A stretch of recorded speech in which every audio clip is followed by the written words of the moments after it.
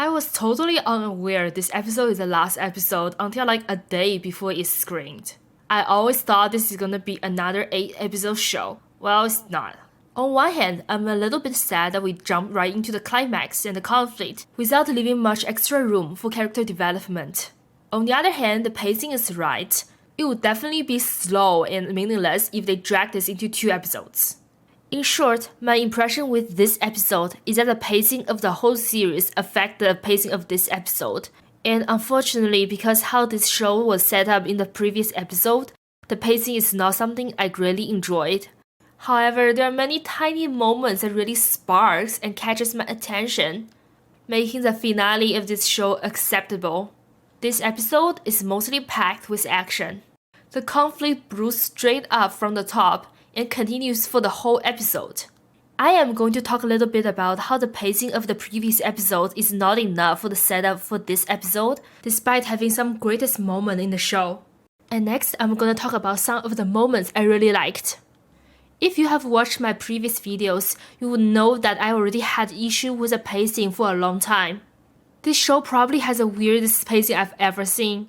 For a 7-episode season, we use the first 4 episodes to set up some characters, set up some background stories, and use flashback to catch up. That should have been fine, except we didn't really focus on anything. For example, we spent 2 episodes with the Tuscan people. We learned about his life with them, and later on how he decided to revenge for them. But this story arc is so weak in the later season. The Pikes mention that it's actually them who killed the Tuscan people, and they blamed on the other gang. And this was only used for Cad Bane to try to bait Boba Fett out, and to ignite his anger. Honestly, to me, it feels like a waste of the setup, especially since we spent so much time in the early season with them. I do like that it's actually the Tuscan weapon that killed Cad Bane at the end. Not that I'm happy with him dying, but it's more meaningful in this scenario, since he is the arrogant one who tried to use this information to bait Boba Fett. Cad Bane's appearance is yet another great setup, but poorly executed ending, at least in my opinion. I somehow feels like his ending is a little bit too ordinary for a character like him. Maybe, just maybe, he's not dead yet, we never know. We all thought Fennec Shan was dead, but she's not, so maybe there's another miracle. It's just kind of surreal to me that we finally see the live-action Cad Bane, and an episode later he's dead. Someone as legendary like Darth Maul, he got a Twin Sons episode which is an epic ending for him. And yet in this episode, while I'm overjoyed to see Cad Bane and Boba Fett fight each other, his death feels very ordinary to me and it just lacks the epicness that we saw in Twin Sons.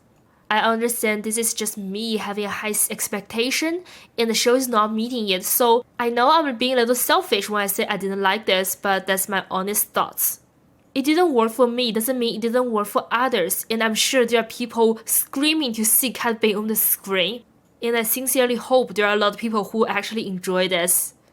Going back to the pacing issue, episode 5 and 6 are basically the Mandalorian show. We focus mainly on Din Djarin's journey instead of Boba Fett.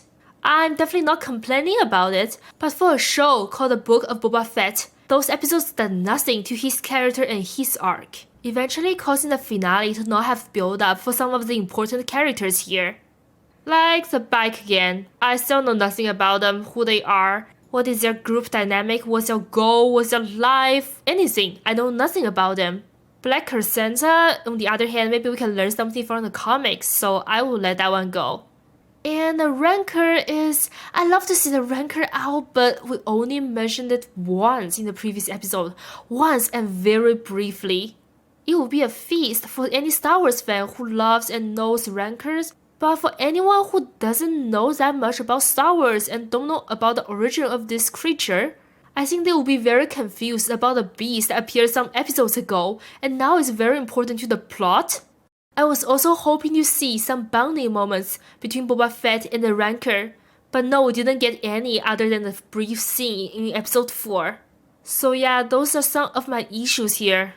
I was also hoping to see some of his flashbacks to his childhood, to when he loses his father. That kind of sequence will have an impact on his character growth.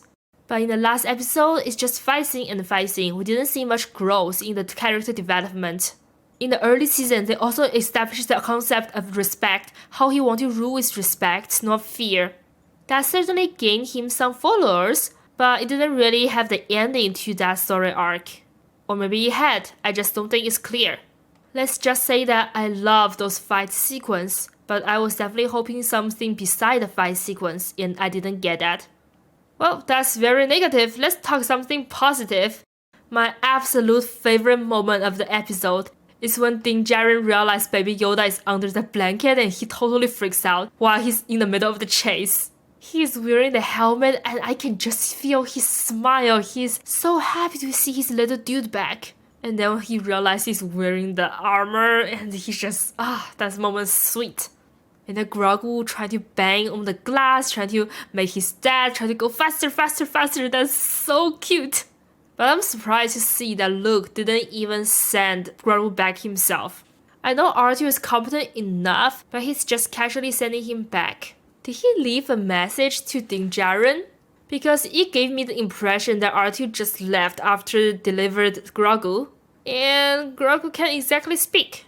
So, what if Din Djarin feels like this is a vacation? Hey, I'm gonna send you back to Luke. Awkward.